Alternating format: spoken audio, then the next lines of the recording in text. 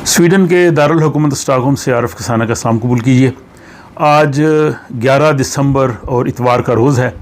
और इस रोज़ आप लोगों को हफ्ता रफ्ता की जो अहम ख़बरें हैं और स्वीडन में होने वाले वाक़यात हैं उन पर मुश्तमिल प्रोग्राम स्वीडन की डायरी का इंतज़ार होता है। तो आपके सामने स्वीडन की डायरी पेश की जाती है जिसमें हफ्ता रफ्ता की अहम ख़बरें और स्वीडन में होने वाले वाक़यात से आप आगाह हो सकेंगे। सबसे पहले आप लोगों के लिए एक इत्तला के 6 जनवरी जुमे के रोज़ ठीक 2 बजे स्टॉकहोम के इलाके शिस्ता तरफ में एक बहुत ही अहम प्रोग्राम हो रहा है जिसमें बरतानिया से डॉक्टर मोहम्मद अफजल जावेद जो कि साइकेट्रिस्ट कंसल्टेंट हैं यूके और पाकिस्तान में, और वो अखुवत के चेयरमैन डॉक्टर अमजद साकिब साहब के बड़े भाई हैं और वो ज़हनी और नफ्सियाती अमराज के बैनुल अक़वामी माहिर हैं। वो यहाँ तशरीफ़ लाएंगे और उस प्रोग्राम में वो ज़हनी और नफ्सियाती बीमारियों के हवाले से एक बहुत ही अच्छा जो है वो लेक्चर देंगे जिसमें ख़वातीनों हज़रात बच्चों सबको शिरकत की दावत है।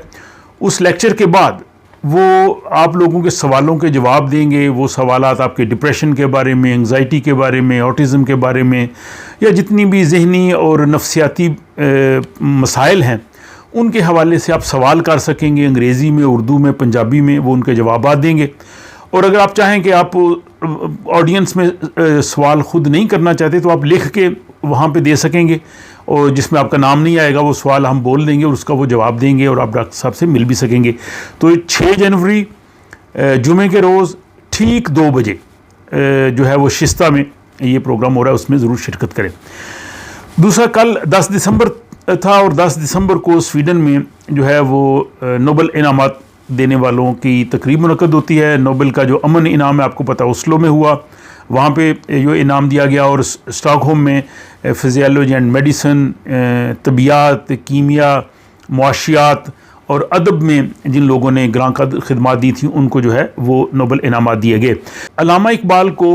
जो है वो अदब का इनाम नोबेल क्यों नहीं मिल सका, इस पर बहुत बहस होती है। इस हवाले से स्वीडन के एक बहुत ही अहम शख्सियत जिन्होंने जो एक बड़ी अथॉरिटी में रहे हैं और उन्होंने इस हवाले से वो इंकशाफात किए हैं कि अल्लामा इकबाल को अदब का नोबेल इनाम क्यों नहीं मिल सका, उसकी क्या वजूहत थी। उस सिलसिले में बहुत ही जल्द वीडियो इसी चैनल में पेश की जाएगी, उसे आप ज़रूर देखिएगा। बिजली की जो कीमतें हैं स्वीडन में बदस्तूर ज़्यादा हैं और अभी जो एनर्जी की वज़ीर हैं जो कि नायब वज़ीर आज़म भी हैं एबा बुश, जिनका ताल्लुक KDP से है, उन्होंने कहा है जी कि लोगों से अपील किया कि वो कम से कम जो है वो बिजली इस्तेमाल करें, कोशिश करें उसमें बचत करें और ख़ुसूसन सुबह और शाम के औकात में जो है वो बिजली जो है वो कम इस्तेमाल करें जब इनके नर्ख जो है वो बहुत ज़्यादा होते हैं। वैसे भी लोगों में अब बिजली कम इस्तेमाल करने का रुझान आया है और नवंबर के महीने में पिछले साल की निस्बत 8% कम लोगों ने बिजली जो है वो इस्तेमाल की है। लेकिन इसके साथ ही जो छोटे इदारे हैं उनके लिए बिजली के बिल अदा करना बहुत मुश्किल हो रहा है और पिछले साल की निस्बत उनकी तादाद दुगनी हो गई है और उन इदारों ने, छोटी कंपनियों ने 66 मिलियन स्वीडिश क्रोन के बिल जो है वो अदा नहीं किए, तो उनके लिए ये बहुत बड़ा मसला है। और दूसरा ये है कि स्वीडन के जो एटमी रिएक्टर्स हैं, 2 रिएक्टर्स बंद थे और जो सबसे बड़ा इनका जो रिएक्टर है उसका हामन में, उसकी जो है वो मरम्मत जारी है और 18 दिसंबर तक बंद रहेगा। तो दिसंबर के महीने में जो है वो बहुत ज़्यादा दबाव है, सर्दी भी ज़्यादा है और बिजली की खपत भी ज़्यादा है और नर्ख भी ज़्यादा है, तो ये लोगों के लिए काफ़ी परेशानी का बायस है। स्वीडन की नेटो में शमूलियत के हवाले से स्वीडन और फिनलैंड के वज़राए ख़ारजा ने अमरीकी वज़ीर ख़ारजा एंथनी ब्लिंकन से मुलाकात की है और इसके बाद अमरीकी वज़ीर ख़ारजा ने जो है वो इस बात का अंदिया दिया है कि बहुत जल्द स्वीडन और फिनलैंड जो है वो नेटो में शामिल हो जाएंगे। आप जानते हैं कि इस हवाले से तुर्की से बातचीत जारी है। अब अमरीकी वज़ीर ख़ारजा का जो कहना है तो इसका मतलब यह है कि स्वीडन जो है वो और फिनलैंड बहुत जल्दी बाकायदा नेटो के मेंबर बन जाएंगे। स्वीडन में जो सेहत आमा से और जो बीमार लोग रहते हैं उनकी निगहदाश्त के हवाले से और एमरजेंसी सर्विसेज में जो लोग काम करते हैं उनके हवाले से यूरोपीय यूनियन ने एक बड़ा अच्छा फ़ैसला दिया है और इस हवाले से उन्होंने कहा है कि ये लोग जो काम कर रहे हैं उनको कम से कम 11 घंटे मुसलसल जो है वो आराम मिलना चाहिए ताकि वो अपनी ड्यूटी पूरी कर सकें। तो इससे उनके जो औकात कार है उनमें काफ़ी फ़ायदा होगा। और तकरीबन 10 लाख लोग स्वीडन में सेहत आमा से और जो निगहदाश्त है जिसमें उम्र सीधा लोग भी शामिल हो सकते हैं और एमरजेंसी सर्विसेज में जो लोगों को लेके जाते हैं वो शामिल हैं, तो 10 लाख लोगों को इससे जो है वो काफ़ी फ़ायदा होगा। स्वीडन की एक म्यूनिसिपैलिटी वारा में एक शख्स ने अपने घर में जो बिजली आती थी उसके लिए उसने एक बाईपास करके एक मीटर लगाया ताकि बिजली जो है उसका जो बिल उसका वो कम आए। इसके बाद जो वहाँ की जो कंपनी थी उन्हें पता चल गया, उन्होंने उस बंदे को 20,000 स्वीडिश क्राउन का जो है वो जुर्माना किया। लेकिन वो आदमी जो है वो वहाँ की अदालत में जो थिंग्स रहते स्काराबोरिस ज़िली अदालत वहाँ चला गया और उसके बाद अदालत ने उस शख्स को जो है वो बरी कर दिया और उसको जुर्माने की सज़ा माफ़ कर दी। तो ये बड़ा एक अजीब फ़ैसला है। और इसके साथ ही यहाँ पे चूँकि बिजली के नर्ख जो हैं वो काफ़ी ज़्यादा चल रहे हैं, तो इसको कंट्रोल करने के लिए जिन लोगों ने जो है वो बिजली की कीमत फ़िक्स नहीं की होती उसके लिए वो एक मीटर लेते हैं जिसको 1 घंटे की जो है वो बिजली उसको वो कंट्रोल करता है। तो उसकी ख़रीदारी में जो है वो काफ़ी ज़्यादा लोग दिलचस्पी जो है वो ज़ाहिर कर रहे हैं। और साथ ही ये है कि चूँकि यहाँ पे अफरात ज़र ज़्यादा है, यानी चीज़ों की कीमतें बहुत ज़्यादा हैं, और उस सूरत में क्रिसमस की ख़रीदारी भी काफ़ी जो है वो मुतासर हुई है, जो लोग गिफ्ट देते हैं क्रिसमस के मौके पे। लेकिन साथ ही ये भी है कि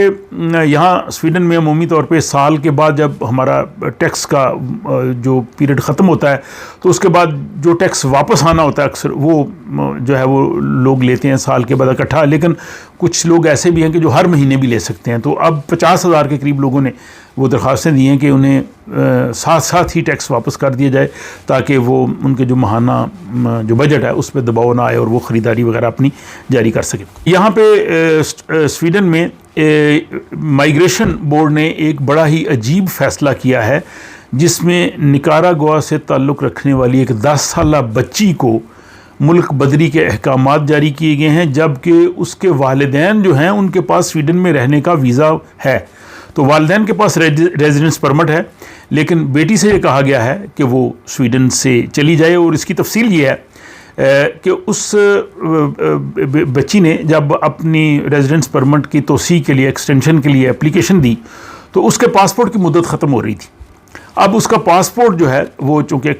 एक्सपायर हो गया था और अब स्वीडन में निकारागुआ की जो है वो एम्बेसी सफारतखाना नहीं है। करीब तरीन मुल्क जर्मनी है जहाँ पे उसका सफारतखाना है और जर्मनी में जाके उसको काफ़ी मुद्दत के लिए इंतज़ार करना पड़ता था। तो इस हवाले से माइग्रेशन बोर्ड ने अब कहा है कि वो अपने वापस मुल्क निकारागुआ में जाए, वहाँ से अपना पासपोर्ट बनवाए और फिर दोबारा स्वीडन में आके अपने वीज़े की एक्सटेंशन की जो है वो दरख्वास्त दे। लेकिन उस बच्ची की जो वकील है उन्होंने कहा जी कि बहुत ही अजीब फ़ैसला है, जब उसके वालिदैन के पास यहाँ पे वीज़ा मौजूद है तो उसको ऐसे नहीं करना चाहिए। अब उन्होंने माइग्रेशन कोर्ट में ये जो है वो इसकी अपील की है और अब देखते हैं कि माइग्रेशन कोर्ट जो है इस हवाले से जो है वो क्या फ़ैसला करती है। लेकिन इस फ़ैसले से एक चीज़ जो है वो सामने आई है कि वो लोग जो अपनी रेजिडेंस परमिट की तोसी की एक्सटेंशन की दरख्वास्त देते हैं और उसमें काफ़ी देर लगती है, या वर्क परमिट की, या जब उनको पासपोर्ट अपना देना हो तो वो ये चेक कर लें कि उनका पासपोर्ट काफ़ी मुद्दत के लिए वैलिड हो। अगर उनका पासपोर्ट जो है वो ख़त्म होने वाला है, जल्दी ख़त्म हो रहा है, तो बेहतर ये है कि वो अपने उस नया पासपोर्ट ले के फिर वो जो है वो अपनी एप्लीकेशन दें। और इसके साथ ही आखिरी खबर ये कि यहाँ पे स्वीडन में सर्दियों में ये एक ख़दशा ज़ाहिर किया जा रहा है कि कोविड-19 कोरोना की वबा जो है वो दोबारा सर उठाएगी। लेकिन हुकाम ने ये कहा है कि वो किसी किस्म की पाबंदियाँ उनका आयद करने का इरादा नहीं है, क्योंकि यहाँ पे स्वीडन में अब तकरीबन चौथी वैक्सीन जो है वो भी लोगों को दी जा रही है। और एक और आप लोगों की इत्तला कि चूँकि अफरात ज़र काफ़ी है, महंगाई बहुत ज़्यादा है और बहुत से लोग जो है वो चीज़ों की ख़रीदारी में उनको मसला है, ख़ुसूसन वो लोग जिनकी कम तनख्वाहें हैं, तो उनके लिए यहाँ स्वीडन में एक बड़ी सहूलत है कि वो बाज़ स्टोर ऐसी हैं जहाँ से वो खाने पीने की चीज़ें सस्ते दामों ख़रीद सकते हैं। उसकी तफसील जो है वो बहुत जल्द आप इस चैनल पे देख सकेंगे। अपना ख्याल रखिएगा और हमेशा की तरह अपनी राय से जो है वो आगाह करते रहिए और मुझे अगली वीडियो तक के लिए इजाज़त दीजिए। खुदा हाफिज़।